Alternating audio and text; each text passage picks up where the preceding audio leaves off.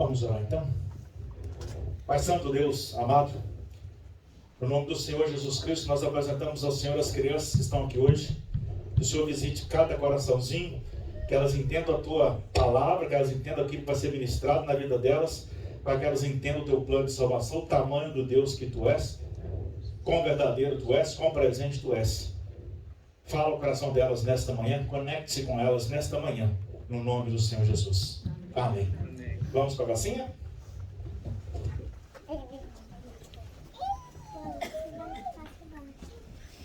Irmãos, graça e paz. Amém. Bom ver que você está aí. Louvor abençoado. Quem cresceu com louvor e diz amém. Amém. Eu também cresci. Eu preciso dar uma ajustada aqui, irmãos, porque senão o pastor vai ficar torto. O pastor não pode ser torto, né, irmãos? O pastor tem que ser direitinho. Quem concorda diz amém. Amém. Você também, que a Bíblia fala, né, é uma espada de dois gumes. Ela corta para um lado e corta para o outro. Sejam bem-vindos em nome da igreja, em nome do Senhor Jesus. Que bom que a gente está aqui hoje, que bom que você pôde vir.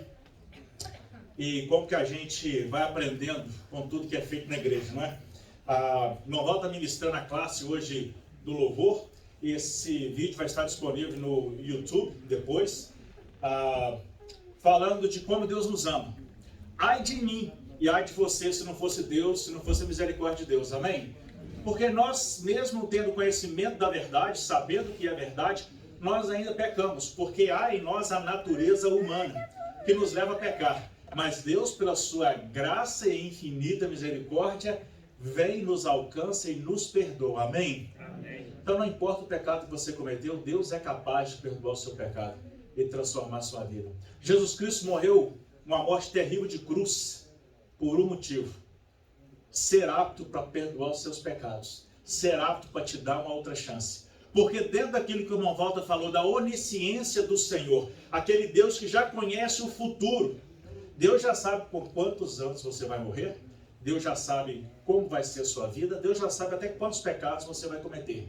Esse Deus que tem essa visão, que enxerga o futuro com a sua onisciência, já sabendo de todos os seus erros, de todas as suas imperfeições, entendeu que sem o sacrifício de um cordeiro puro na cruz, você e eu não teríamos condições de atingir o padrão estabelecido por Deus. Então, ao invés de exigir de nós que atingíssemos o padrão estabelecido por Ele, pela lei, Ele enviou Jesus Cristo. Porque ainda que Ele espere que nós busquemos a santificação, e é disso que nós temos falado e vamos falar hoje, Ele nos deu um refúgio, um livramento, que é Jesus Cristo. Não é que nós merecemos, mas que pelo seu amor e pela sua graça, Ele nos alcançou. Amém? Amém. É presente de Deus. Graça é um favor imerecido. Graças a Deus que o irmão Erli voltou. Eu já estava correndo de novo, eu ouvi a voz do irmão Erli. Eu falei, eu posso um pouco mais devagar, não é? Semana passada nós tivemos aquele estudo textual, né? E foram vários versículos. Eu sei que ficou assim, um pouco longo para você. Não foi natural aquele culto, aquela mensagem, mas hoje o irmão Erli está ali, está traduzindo, então você vai poder ouvir aí no português, e quem precisa ouvir no inglês, está ouvindo no inglês. Com isso, também eu me descanso. Essa semana, o Board of Health de Marlborough se reuniu e eles decidiram que, a partir do dia 21, ou seja, sexta-feira agora, em todo o ambiente fechado de Marlborough, o uso de máscara vai ser obrigatório. Então, na igreja está sendo facultativo, não é? Lá atrás tem um cartaz que está escrito recomendado, mas aí a partir de semana que vem a máscara é obrigatória, em qualquer lugar que você for aqui em Marlborough. E na cidade vizinhas também já estão assim. E você que é uma pessoa inteligente, já está usando em todo lugar mesmo, então não vai mudar nada. A única diferença é que agora é obrigatório e antes não era obrigatório. Desde o início do ano, primeiro domingo, nós estamos estudando nessa maneira de nos fortalecermos na fé, na firmeza espiritual. Primeiro domingo nós estudamos sobre a armadura de Deus, como nós devemos nos proteger, para a gente não cair nas armadilhas que o diabo vai colocando. Depois, domingo passado, nós aprendemos sobre o que mesmo? Passos para a Ficou fácil, né? Passos para a santificação. O que é errado, o que é certo. O que o mundo faz eu não devo fazer e o que eu devo fazer. Filipenses 4. Então nós vimos versículo por versículo de como a nossa vida deve ser. Todavia, eu sei que você se levanta de manhã querendo ser fiel a Deus, mas há na minha vida, como há na sua vida, obstáculos que nos impedem de chegar à salvação. De chegar à santificação. A salvação Jesus já te deu, amém? Amém. E se a gente não souber quais são esses obstáculos, fica mais difícil da gente entender como nos livrar dele, como superar, como ser melhor. Então hoje nós vamos ver sobre obstáculos à santificação. Nosso Deus é um Deus presente, amém? Amém. Você viu o irmão Léo falando aqui da experiência que ele teve. Ele orou, falou, Deus respondeu. E Deus é assim. Toma lá, dá cá. Bater, abrir-se-vos-á, buscais e... Se você quiser a resposta de Deus, ele vai responder. Mas preste atenção nas respostas. Sabendo que talvez você não vai gostar da resposta. Não é? Porque às vezes a resposta, a mudança está em você. E Deus responde. Deus é vivo. Ele é presente. Talvez outros de vocês aqui também tenham vivido essa experiência com Deus, de ter orado e Deus ter respondido. Eu sei que eu passei por uma experiência assim. Deus age, irmãos, abrindo portas onde não há, criando soluções que ainda não existem. Porque Ele é presente, Ele é ativo, Ele conhece a sua história e Ele se preocupa com você. Imagina o que Deus fez com você. Veio do céu. O céu é tudo aquilo que a Bíblia descreve para nós. Um lugar de paz, um lugar de alegria, de regozijo, de felicidade. Deus deixou tudo isso, desceu à terra, viveu como eu e você vivemos. Aliás, até em condições piores, porque não tinha o conforto que a gente tem hoje. Não era numa região boa, como é a que nós vivemos. Veio com um propósito, só veio para morrer. Viveu como homem. Ele chorou porque se comoveu, ele se irritou porque teve fome também. Ele teve pavor da cruz quando pediu ao Pai que passa de mim esse cálice. Então não foi fácil para Jesus vir à terra, viver como eu e você e morrer na cruz. Porque ele não morreu como Deus, ele morreu com um corpo humano como o meu e o seu. Então ele fez esse sacrifício porque você é importante para ele. Ele fez esse sacrifício porque ele quer dizer para você que mesmo com as suas imperfeições, ele te ama. E se ele ama você com as suas imperfeições, ele ama o seu vizinho aí. Também com as imperfeições dele. Ele ama o pastor com as imperfeições dele. Então assim, Deus nos ama. Então nós não precisamos preocupar com o pecado do outro e nem com nós. Só precisamos confessá-lo a Deus. E buscar, caminhar nesse caminho que é a santificação. Amém? Existem requisitos para entrar no céu. O irmão Walter disse aqui que nada nos separará do amor de Deus. E são palavras ministradas pelo Espírito Santo das nossas vidas, não é? Mas Deus não me obriga a ser salvo. Deus dá a mim o livre-arbítrio. Ou seja, eu posso escolher se eu quero ir para o céu ou não. Se eu quiser virar as costas, e muita gente tem virado as costas para o Evangelho, para Deus, para a igreja, e seguindo outros caminhos. Eu posso. É um direito meu. Deus não vai me obrigar a entrar no céu. Deus não obriga a gente a nada. Pelo contrário, Ele convida. Jesus Cristo disse, quem quiser vir após mim. Então é um convite. Agora, o que vai me fazer perder a graça por Cristo? Se eu perco a comunhão. O pecado pode ser perdoado, mas se eu for acumulando pecados na minha vida, que eu não busco perdão por eles, eu não busco transformar de vida, esses pecados vão criando uma separação entre mim e Deus, e mais do que uma separação, uma insensibilidade entre Deus e eu. E isso vai fazer com que eu tenha menos interesse a cada dia por Ele. Vai me fazer com que eu tenha menos vontade de estar na presença dEle. Renan, estão aqui no meio. O Renan está que procura os pais ali, pensando, foram arrebatados, eu fiquei. Eu vi a Michelle tentando dar um socorro para ele ali. Ele pensou, me deixaram na igreja e foram embora. Foram para a praia. Mas Deus é esse Deus, irmãos, que se preocupa conosco, que está presente. Mas o pecado pode me fazer ter indiferença com relação a Deus. A pessoa que você mais ama, seja o cônjuge, seja o melhor amigo ou melhor amiga, se passa só a te maltratar, a amizade, o amor vai continuar o mesmo? Não. Você vai passar a ter desinteresse. Assim acontece também com Deus. Então, nós precisamos buscar obedecer a Deus, seguindo o caminho da santificação. Hebreus 12:14 vai dizer o seguinte: segui a paz com todos e a santificação, sem a qual ninguém verá a Deus. Hebreus 12:14, está na tela. Então nós precisamos buscar a paz com Deus, buscar viver nesse processo de santificação. E na semana passada eu falei que a santificação não é um lugar que você entra, não é um lugar que você chega, é a sua própria vida, a sua própria caminhada. A santificação, ela é desenvolvida, ela é criada no dia a dia. A santificação, então, ela é um requisito para entrarmos no céu. Por quê? Porque Deus é santo. Olha o texto que diz lá em Apocalipse 21:8. O texto está na tela. Mas os covardes, os incrédulos, os depravados, os assassinos, os que cometem imoralidade sexual, outras traduções vão dizer homossexualismo, os que praticam feitiçaria, os idólatras, todos os mentirosos, o lugar deles será no lago de fogo que arde com enxofre, onde está a segunda morte. Então, para chegar a Deus, nós precisamos ir nos purificando. É verdade que enquanto estivermos aqui na terra, nem eu nem você seremos perfeitos. Mas Deus não espera de nós perfeição. Mas Ele espera de nós empenho, esforço, busca por acertar. Se no processo de tentar acertar a gente errar, Deus vai nos perdoar. Mas uma coisa é escorregar e cair, outra coisa é deitar no chão e ficar prostrado lá. Eu gosto desse exemplo porque ele é muito claro.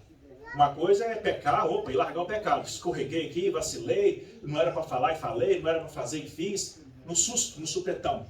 Agora, outra coisa é escolher ir para lá e ficar lá. Nisso eu estou dizendo para Deus, a sua salvação não me interessa, eu não me importo com o céu, a vida que eu quero é essa. Então, há diferenças. Se você entendeu, diga amém. Se não entendeu, eu vou explicar de novo. Amém? Porque é importante saber essa diferença. Porquanto está escrito, sede santo, porque eu sou santo. 1 Pedro 1:16. Mas os vossos pecados fazem separação entre vós e o vosso Deus. Isaías 59:2. O pecado separa. Cristo religa. O pecado separa. Portanto, santificai-vos e sede santos, pois eu, o Senhor, vosso Deus, sou santo. Deus é santo e nós precisamos ser santos como Ele é santo. Ainda por último, 1 Pedro 1:15. Vamos ler junto, está escrito lá em cima em azul?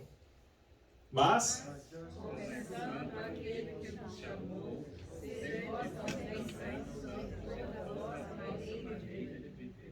Pronto. Então, nós vamos estudar hoje sobre obstáculos à santificação, porque ser santo é uma exigência de Deus para conosco. Que podem ser obstáculos à nossa santificação? Primeira coisa é o tempo. Vou usar o testemunho do irmão Léo aqui, tá, irmão Léo? Pega emprestado aí. Qual era a reclamação dele com Deus? Que ele não tinha tempo para Deus. O tempo é fundamental, porque a gente precisa ter mais tempo para gastar com a palavra de Deus. Deus deu para ele uma resposta instantânea, não é? O tempo está nas suas mãos, você controla o seu tempo, você mede o seu tempo. Olha o tempo que você está tendo aí. Não é? E tem muita coisa que nos distrai, a gente vai ver isso. O tempo nos é roubado no mundo de hoje. Somos uma sociedade atarefada demais para termos uma comunhão intensa com Deus. Quem aí tem tempo de sobra? Levanta a mão. Ninguém, absolutamente ninguém tem tempo de sobra. Nem os meus meninos que são adolescentes estão aqui, levantaram a mão. Ninguém tem tempo. Porque a gente sempre tem uma coisa para fazer. Então, o primeiro perigo contra a sua santificação, o primeiro obstáculo é o tempo. Você precisa criar um tempo, de alguma maneira, para gastar com Deus. Seja antes de dormir, seja antes de sair de casa. Eu prefiro antes de sair de casa. Porque a minha mente está descansada, o meu corpo está preparado. De noite eu posso estar muito cansado para fazer isso. Mas é claro, tem pessoas, o irmão Léo, por exemplo, levanta muito cedo. Tem gente que sai de casa ainda mais cedo. Então é difícil ser cedo. Então, que seja no final do dia. Né? Para você ter um tempo de sentar com Deus, abrir sua Bíblia. Isso chama devocional. Então o tempo é o primeiro perigo. O segundo perigo é isso aí. O consumismo.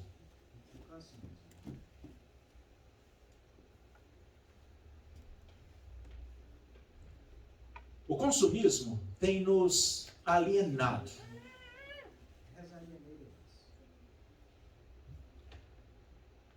Eu estou olhando o meu esboço aqui e tem uma coisa sobre o tempo que eu não falei. Então eu vou dar um passo atrás, como diria o bom americano, step back, só para dizer para você. Às vezes falta tempo até de estar na igreja. E às vezes a gente, opa, tem que ir, vem, mas a mente continua lá fora. Então a briga que a gente tem com a gente mesmo. É algo que você tem que lutar contra você mesmo. Para entrar aqui essa hora e meia e pensar assim, agora essa hora e meia é só para Deus. O que acontecer depois é depois.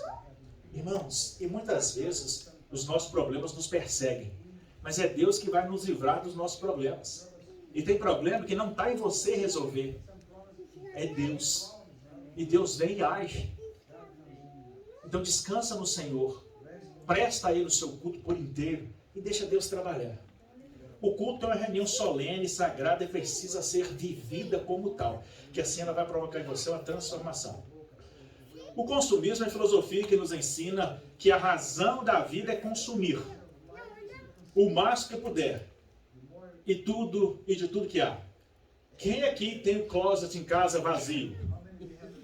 Quem aqui o closet em casa falta metade para encher? Quem aqui não cabe mais nada no closet? Quem aqui não cabe mais nada no closet, mas continua comprando? É a mentalidade de hoje, o consumismo, o materialismo, que vai nos roubando a paz. A gente foca nessas coisas, no ter. A gente quer comprar. E hoje em dia, com esse negócio de sentado na sala, vendo televisão, a gente só aperta o botão do telefone e a compra chega 2 dias depois. É um perigo. Então o consumismo, ele tem 2 perigos. Primeiro que ele vai tirar o nosso foco vai ficar nas coisas materiais, que são coisas passageiras. Esse computador aqui, comprei mês passado. Sabe por quê? Porque o outro que era igualzinho a esse caiu, nós viajamos no Brasil, caiu, quebrou. As coisas materiais são assim. Elas vão embora, elas passam. Então a gente precisa focar em Deus, nas coisas que são do céu. Preocupações com as coisas que são do mundo nos atrapalham a criar uma conexão com as coisas que são do céu. Os valores do mundo estão superando os valores do céu. Porque eu vivo frustrado, porque eu não conseguia alcançar aquilo.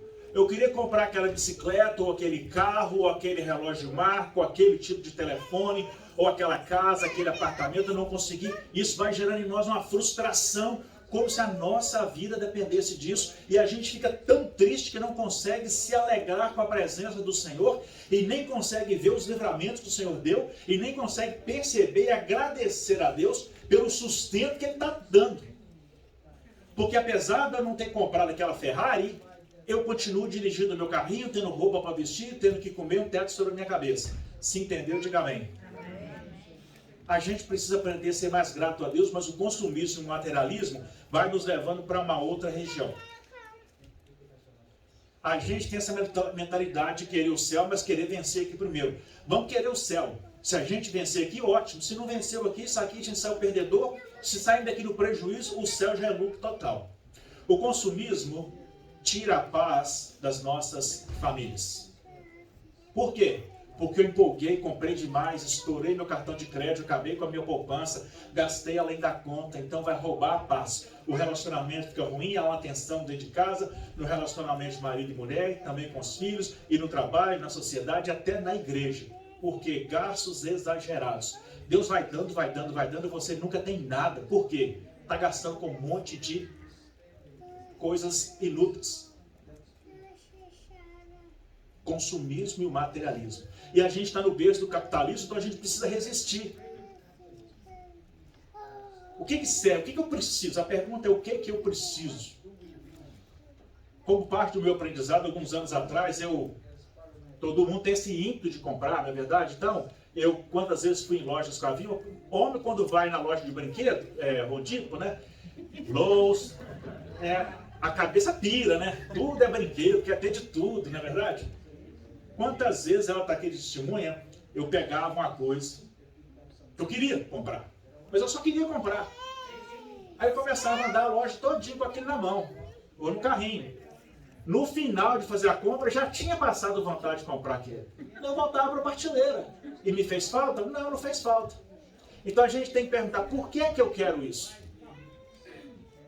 Outra coisa, a gente tem que perguntar, onde é que eu vou guardar isso? Quantas vezes eu vou usar isso?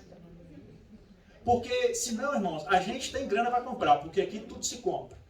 Às vezes não tem onde guardar. Aí vai ficar empilhado lá. E outra coisa é, eu vou usar, vai ter utilidade ou uma coisa só que eu quero. São pequenos pensamentos que faz a grande diferença para a gente. Porque às vezes é 10, 20 dólares só, mas é 10, 20 dólares que você não precisa de gastar. E são 10, 20 dólares que vai sobrar para você no final do mês. Então a gente tem que se perguntar e frear esse consumismo. Não é? Quer ver uma perguntinha boba? Quem almoça fora todo domingo? Já fez a matemática para ver quanto que isso custa no final do mês, no final do ano? Se você fizer, você vai fazer como eu, vai parar de comer fora. Comida de casa é tão barata, irmãos. Pequenas mudanças que vão melhorando nas nossas vidas. Agora, por que, pastor, o senhor está falando de economia num culto de domingo, quando o senhor ia falar de santificação? Porque essa busca pelo consumismo vai destruindo as nossas finanças. Você acha que a sua finança é destruída porque você foi lá e gastou 5, 6, 7, 10 mil dólares? Não, as suas finanças são destruídas de 20 em 20. R$19,99, R$9,99, já viu que nem na conta é redonda? Porque se colocar 2 dólares você não compra, é muito caro. Mas se colocou R$1,99, a psicologia já provou que você compra. Por que não é 20? É R$19,99. Porque 20 é caro, R$19,99 é uma mixaria. Só que isso vai nos prejudicando. Principalmente nos tempos que a gente está vivendo, de uma economia que está sendo transformada. A economia está sendo transformada de todas as maneiras, irmãos. Há um novo tipo de corrência de dinheiro, que é o cripto. Não estou fazendo propaganda, não falando bem nem mal. Eu estou longe disso. Mas há umas mudanças acontecendo. Já viu a quantidade de novos bancos que se abriram? Bancos digitais, que você não precisa nem lá mais. Está mudando. É um giro.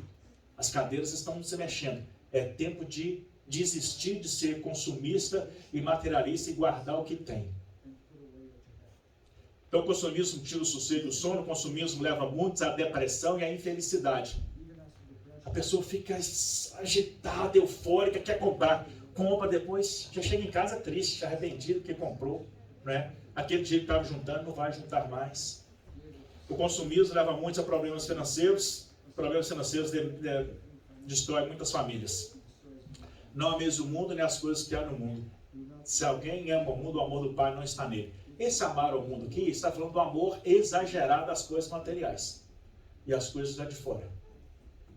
As bênçãos que Deus nos dá é para ser aproveitada aqui. Eu acho que você precisa viver bem aqui, mas com sabedoria. Cuidado com o consumismo, que rouba de você a capacidade de ter paz para se relacionar com Deus. Porque a verdade é que quando nós estamos enfrentando problemas, até para orar é difícil. Porque a única coisa que a gente vai saber é pedir para Deus. Você vai lá, quebra o objeto e fala, Deus, solta, faz um milagre, repara. Aí não sobra tempo para orar pelo próximo, não sobra tempo para orar pelas pessoas que estão passando dificuldade no mundo. A gente começa a orar só pelos nossos problemas, não sobra tempo nem para dar graças a Deus, porque aquele problema está nos corroendo por dentro. Isso nos afasta de Deus. Também, irmãos, o esfriamento do amor, que foi mencionado já aqui hoje, o amor está esfriando. É bíblico que isso ia acontecer, não é novidade para ninguém, a Bíblia já avisou que isso iria acontecer. O desinteresse pelas coisas de Deus, as pessoas não querem se firmar na palavra de Deus, e por se multiplicar a iniquidade, o amor de muitos esfriará. Mateus 24, 12. Então, é natural que isso aconteça. Agora você não pode deixar que isso aconteça com você. Porque é o esfriar do amor que vai gerar um desinteresse para as coisas de Deus e depois um desinteresse para Deus. Há pessoas que não querem mais ouvir falar de Deus. E eram até líderes de igreja. Porque o amor esfriou a um ponto que tornou-se insensível. Né? Já não há mais sensibilidade. Quando você tem aquela preguicinha, domingo de manhã, de vir à igreja, ou de chegar no horário, Você está dizendo com a sua atitude para as pessoas à sua volta que estar sempre na igreja não é importante, que chegar no horário não é importante. Você sabe que o pior disso, desse esfriamento do amor, que a gente adulto vai deixando para lá, só que nós temos filhos que estão olhando para o nosso exemplo. E a gente vai querer que esses filhos permaneçam no caminho do Senhor, amém? Então eu tenho que dar o exemplo se eu quiser que eles permaneçam. Então parte de mim, porque mesmo que eu não fale e eles não falem nada, mas eles estão observando tudo. E Deus vai ser importante para eles o tanto que é importante para mim. Porque eles aprendem com as nossas atitudes. O esfriamento do amor gera desinteresse e gera desânimo. Então, cuidado, porque se é o esfriamento do amor, eu não vou querer desligar a televisão para ler a Bíblia. Eu não vou querer sair da rede social para ler a Bíblia. Eu não vou querer deixar o grupo de fofoquinha da família para ler a Bíblia. Eu vou preferir ficar lá. Por quê? O amor meu por Deus esfriou. Eu consigo entender que eu preciso de Deus, mas eu não estou tendo vontade. Irmãos, eu e você, nós somos humanos. Nós somos limitados e nós estamos sujeitos a essas fraquezas. Por isso que a Bíblia já nos alerta contra isso. É porque nós estamos sujeitos a isso. Nem eu, nem você somos super-heróis, super pessoas da fé. Não, nós somos seres humanos comuns. Sentimos medo, dor, tristeza, fome, raiva e mais um monte de coisa que a gente não devia sentir, mas sente. Outro detalhe que tem impedido, tem servido de obstáculo à santificação, é o excesso de informação. Notícias chegam a todo momento, internet, celular, televisão e por aí vai. A gente tem informação demais, demais, muito mais do que tínhamos há 20 anos atrás. O presidente coreano muda o corte de cabelo e está noticiado, e você está sabendo, porque chega no seu telefone. A maioria das notificações no meu telefone é desligado, porque a gente não dá conta de tanta informação. E aí você absorve tanta informação, mais informação. Durante o dia inteiro, informação do trabalho, informação da política, informação da economia, informação disso, informação daquilo. Chega em casa de noite, quando você quer ler a Bíblia e gastar tempo com Deus, você já perdeu toda a capacidade. Não é culpa sua mente já não consegue mais. Aí você vai ler a Bíblia, não está conseguindo, não está entendendo e enjoa e despacha a Bíblia para lá. É a armadilha do diabo te bombardeando você com um monte de informação inútil durante o dia, que não vai mudar a sua vida, que você não precisa saber, e aí cansa você, tira você da capacidade de ter espaço para entrar a palavra de Deus. Não é sua culpa, é a armadilha que o diabo colocou. É sua culpa porque você caiu na armadilha que ele colocou. Não é? Então não pare de pegar tanta informação inútil que não contribui nada com você. Muito se fala em força de vontade. Mas a força de vontade nossa, irmãos, ela é limitada. A gente só tem um percentual de força de vontade por dia. Se eu já usei aquela força de vontade para conseguir chegar no meu trabalho, para conseguir tolerar o meu patrão, ou para conseguir suportar o trânsito, eu já esgotei a minha cota de força de vontade hoje. Então não adianta chegar em casa e pensar, não, porque eu tenho força de vontade, eu vou ler a Bíblia. Porque eu tenho força de vontade, eu vou ler o livro. Porque eu tenho força de vontade, eu vou fazer exercícios. Não vai, porque você já usou sua cota de força de vontade naquele dia. A psicologia é algo interessantíssimo, porque ela explica o ser humano.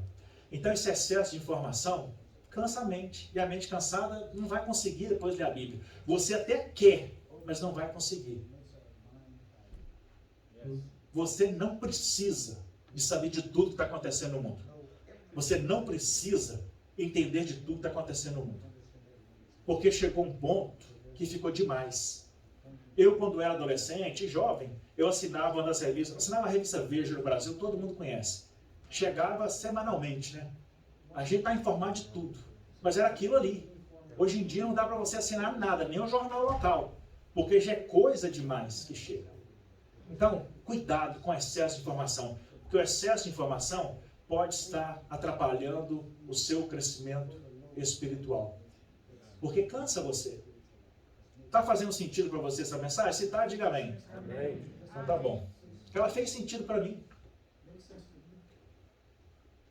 Próximo passo, próximo obstáculo à santificação, excesso de tecnologia e tecnologia mal usada. A tecnologia é bênção ou maldição? Depende. Depende de como eu a uso. Porque o mesmo computador que me permite estudar a palavra, criar um sermão, jogar para a tela, como você está tendo aí, é o mesmo computador que me permite fazer tudo de ruim. Então depende de como eu uso. Mas a tecnologia não pode ser mal usada. A televisão está cheia de maus exemplos. E há pessoas que criticam esse ou aquele canal de televisão. Eu não critico nenhum. Se não está bom para mim, eu mudo para o outro. Entendeu? Eu gosto da notícia desse determinado canal, mas a notícia que está ruim, eu vou para o outro. Se está ruim, eu vou para o outro. E está tendencioso para uma coisa, eu vou para outra. Cuidado com o que a televisão fala. Já ouviu, por acaso, é raro de ouvir, nos nossos dias, a palavra influencer, influenciador, influenciadora? Pois é, estão aí. Esses, que background eles têm? Que capacidade eles têm? Mas são chamados de influenciadores e influenciadoras. Pessoas muitas vezes sem formação nenhuma é influenciador. Porque a influência que o mundo está escolhendo é essa. Aí tem lá fulano de tal que é influenciadora. Ok. Não sei quantos milhões de seguidores. Ok, vamos ver o que tem. Que tipo de influência ela exerce. Você abre a página daquela pessoa, são fotos com poucas roupas. Que influência que ela tem? Não está influenciando nada, é só um título que deram.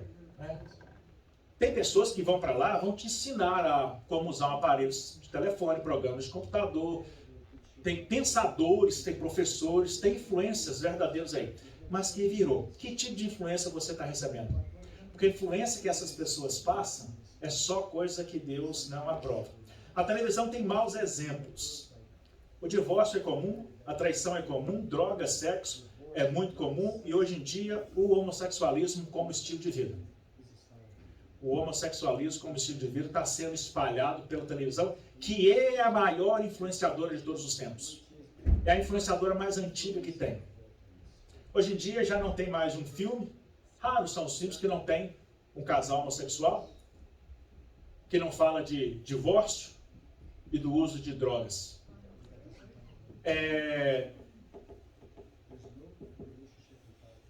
Deus proíbe certas coisas, e se Deus proíbe, está proibido, é Deus e pronto.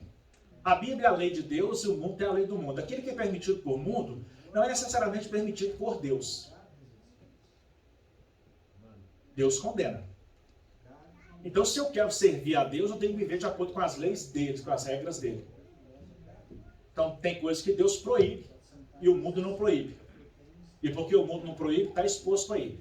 E o grande perigo que a igreja enfrenta é que há um movimento grande para empurrar isso tudo como se fosse regra. Mas não é regra. Cuidado com as influências que você tem recebido, cuidado com a forma que você tem usado a tecnologia. É fácil passar 4, 5, 6 horas na frente da televisão, maratonando aí uma série de Netflix ou Prime, não é? É fácil passar horas na frente do telefone, né? Você pega o telefone para olhar um recado, quando você vê, passou 25 minutos. Né? E aí acabou o tempo. Aquele tempinho que você tinha para ler a Bíblia foi embora aí. Além de que você recebeu muito mais informação do que precisava e a mente ficou muito mais cansada. Caminhando para o fim, mau testemunho. Há um mau testemunho generalizado, irmãos, e a gente tem que tomar cuidado com isso. Péssimo testemunho de alguns pais e líderes espirituais.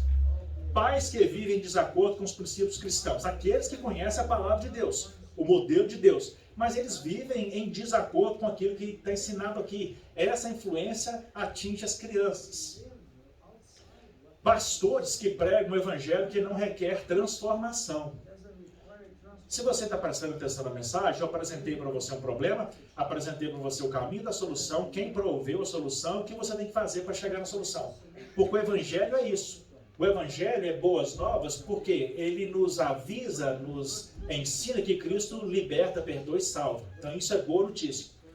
Mas ele também é um livro que nos transforma. Então essa palavra que eu estou falando, ela precisa entrar em você e você ser transformado por ela. Infelizmente, púlpitos têm sido transformados em balcão de vendas, o evangelho tem sido transformado em um produto de consumo, ou seja, eu quero do jeito que eu quero a minha maneira, Ah, fala que isso não pode, mas eu quero fazer, que não vai poder. E a igreja tem sido transformada em clientela. Graças a Deus, essa igreja aqui não é clientela. Amém? Mas a gente precisa conhecer a palavra de Deus para poder combater o mal. Para saber se alguma coisa é certa ou errada, só conhecer a palavra de Deus. E conhecereis a verdade vos libertará. Libertará até da opressão daquele que ensina o que é errado. A opressão daquele que ministra o que Deus não está falando. Libertar da influência daquele que diz uma coisa que Deus não disse. Por fim, o desinteresse pelo céu. Tudo isso, irmãos, que a gente vem somando até aqui, a falta de tempo, a questão das distrações, não é?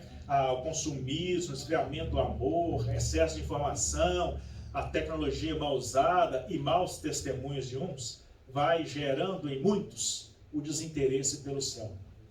Eu e você, nós precisamos ter interesse pelo céu.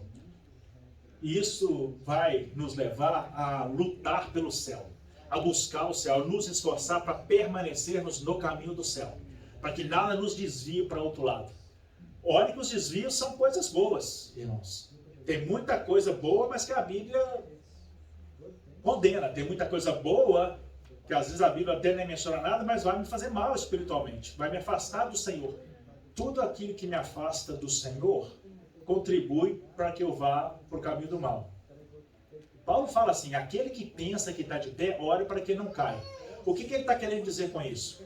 É que às vezes eu penso, eu posso passar por isso, não tem problema nenhum. Mas eu posso me enfraquecer, eu posso cair, eu posso me prostrar.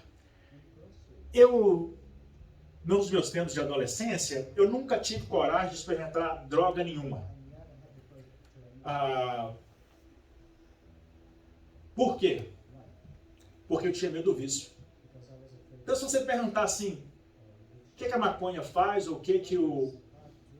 Na época rolava mais a maconha, o resto a gente nem falava, né? Nunca tive coragem de experimentar. Por quê? Porque eu não sei se eu iria gostar de mais, e querer mais, e querer mais, e querer mais. Assim é o pecado. Às vezes você experimenta um pouquinho do pecado, achando que é só aquilo ali, só hoje, só dessa vez. Mas é tão bom, vai mexer com coisas dentro de você, da sua mente, do seu emocional, de uma maneira tão profunda, que você não vai conseguir se soltar mais. O que a droga faz? Mexe lá dentro do cérebro, gera sensações lá dentro do cérebro. Mexe com a química do seu cérebro, que você se sente atraído a voltar lá e querer mais. E o problema é, não estou sentindo a mesma coisa, me dá mais. E ainda não estou sentindo a mesma coisa, me dá mais. Continuo sem sentir a mesma coisa, me dá uma coisa mais forte. E por aí a gente vai. Um abismo chama outro abismo. Então, irmãos, o perigo de, por exemplo, ficar aí agarrado ouvindo música do mundo, dessas que até não falam palavrão, é que elas podem ir construindo um stronghold na nossa mente, uma fortaleza na nossa mente, sem que a gente perceba. A nossa cultura nos ensinou a ouvir música secular também. E tem muitas que são boas, tem muitas que são engraçadas, e não são músicas ofensivas, não são músicas que têm palavrão, são músicas que falam e exaltam o amor. O amor conjugal, na verdade, mas é o amor. Mas ainda assim, eu aconselho a botar limites. Não estou falando para você não ouvir nada. Ouça com moderação, porque vai criando fortalezas na sua mente, que depois vai causar um outro problema que não teve nada a ver com aquela música que você ouviu. Então a gente tem que tomar cuidado, porque isso tudo vai gerar em nós um desinteresse pelo céu. Eu compartilhei com a igreja, umas 2 semanas atrás, alguém que eu conheci, que era líder de igreja, que hoje não acredita que Deus existe. Por quê? Começou a dar ouvido a outras coisas. A cegueira do mal veio e tapou os olhos. Cegou o entendimento. A pessoa que já esteve no altar tocando, ministrando classes, e hoje fala que Deus não existe. Meu Deus, é assustador. Se aconteceu com ele, pode acontecer com qualquer um que não vigie e ora. As pessoas gostam de coisas palpáveis e o céu não é palpável. O céu ainda é abstrato. Agora, a experiência que o Léo compartilhou aqui, que você deve ter vivido, é quase palpável. De sentir Deus responder. O problema que você tinha para resolver começou a se resolver. Apareceu uma solução. É Deus agindo. Isso é quase palpável. Nós gostamos de coisas que a gente pode usar agora. E a santidade, a santificação, o céu é coisas para depois. Você já levou alguém na sua casa para ver a Bíblia nova que você já comprou? Não. Né? Agora, se você comprar uma televisão enorme que enche a parede toda, você vai levar os melhores amigos lá? Vai levar e vai fazer até um churrasco. Porque essas coisas são... As pessoas gostam de coisas que possam exibir. Nós gostamos de coisas que podemos exibir. Mostrar para a família, para os amigos, né?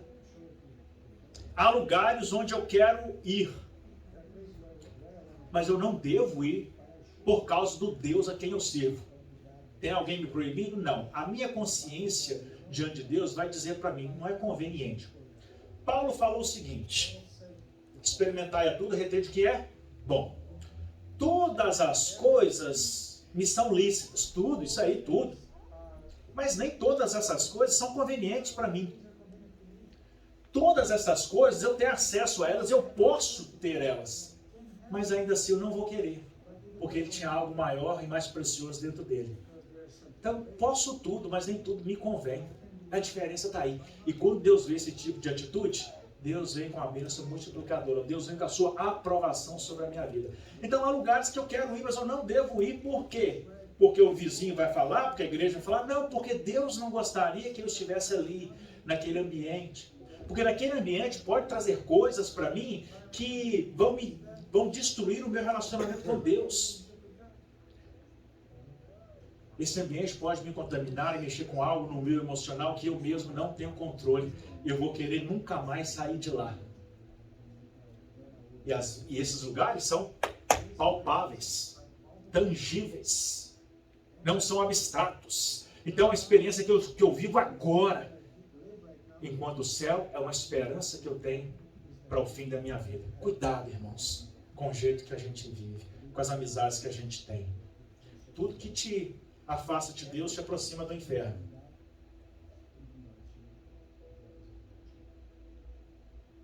Tem muita gente que diz assim, não, um dia eu conserto a minha vida.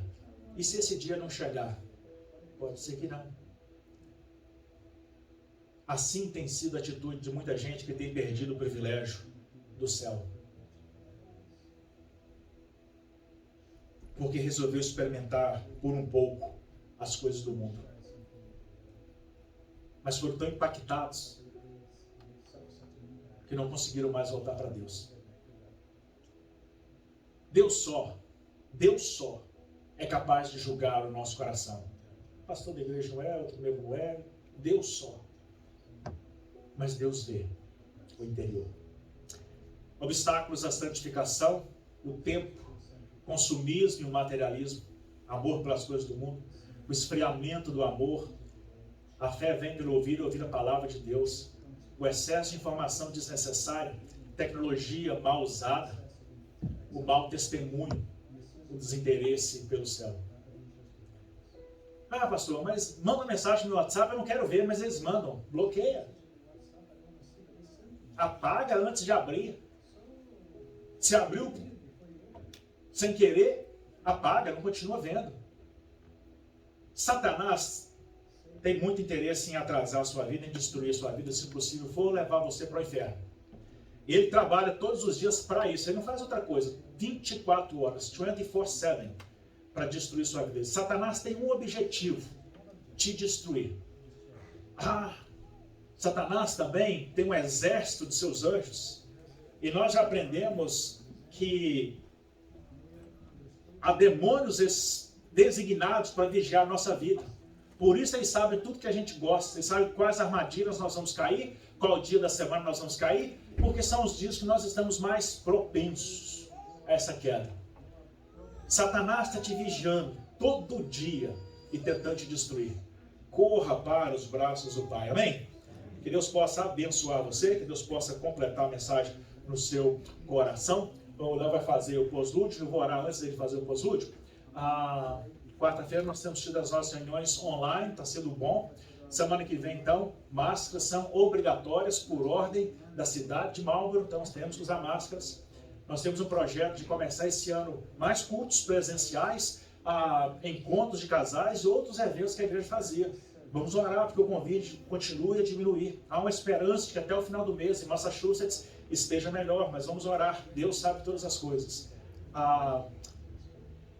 Eu tenho ligado para as pessoas durante todo dia da semana da igreja, não é? Se você ainda não recebeu o telefonema do pastor, você vai receber. Ore pela igreja. Há vários grupos da igreja orando, as mulheres estão orando, oraram toda essa semana, 2 grupos, depois oraram juntas, e tudo dá resultado, não é? Louva a Deus pela sua vida, eu oro pela sua vida, oro pela sua família, porque eu sei que o diabo quer te destruir. Mas Luciano pediu a palavra. A oferta de missões, pastor, que os irmãos não esqueçam de me entregar, para a gente poder ajudar o estado de Minas Gerais e o estado da Bahia, né? Os irmãos puderam acompanhar e viram toda a situação que está acontecendo, muita chuva, muitos desastres naturais. Teve gente que perdeu tudo, não tem nada. E imagina quão desesperador é você estar numa situação dessa e não saber de onde vai vir o seu socorro, né? Então peço aos irmãos que ajudem com qualquer quantia, $1, $2, o que você puder ajudar. Se você não puder ajudar também financeiramente, que você ajude em oração na sua casa. E eu vou aguardar ali fora os irmãos que puderem ajudar. Que eu vou enviar hoje o dinheiro. Vai enviar hoje? Sim. Amém. Irmãos, é impressionante as imagens que a gente vê da água chegando no teto da casa. Engoliu a casa por completo. É assustador. Pessoas que já não tinham recursos quase nenhum perderam o pouco que tem. Amar o próximo é ajudar aquele que a gente menos conhece, né? Então, se você puder, tiver interesse, oferte, participe. Deus vai te honrar. Pai Santo, obrigado pela tua palavra. Obrigado porque o Senhor nos ensina a como viver, a como caminhar. O Senhor não nos deixou sós. O Senhor não nos deixou abandonados, mas a tua presença é constante. A tua palavra traduz a tua vontade para as nossas vidas. Que o Senhor possa nos capacitar, ó Deus, para que nós possamos agradar ao Senhor, viverem de acordo com aquilo que o Senhor deseja.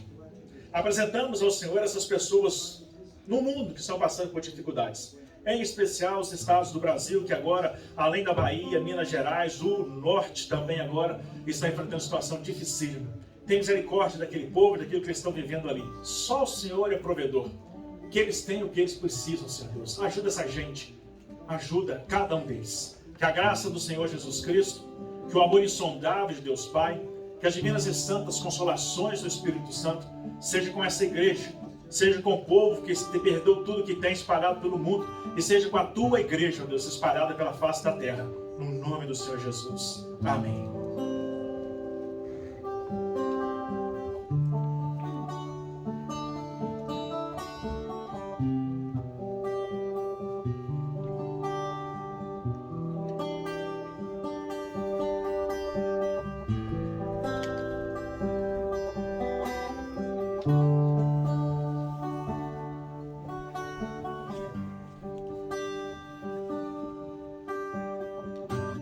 Quero ser como criança, te amar pelo que é,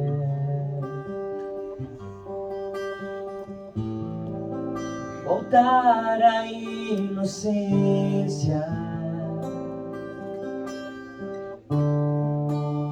e acreditar em ti. Mas às vezes sou levado pela vontade de crescer. Torno-me independente e deixo de simplesmente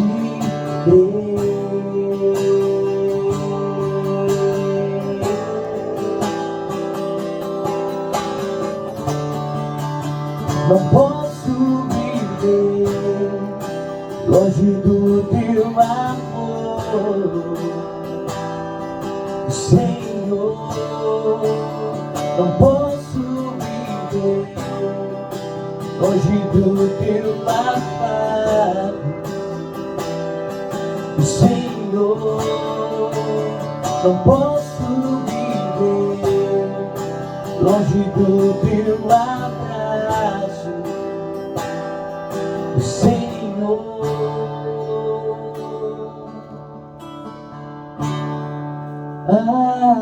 abraça-me,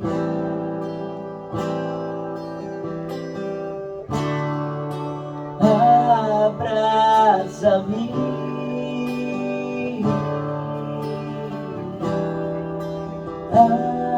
abraça-me com seus braços de amor.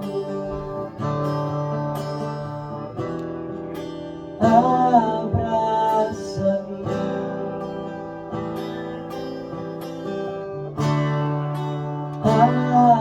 abraça-me,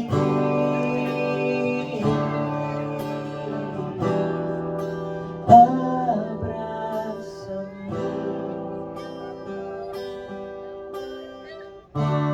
com seus braços de amor.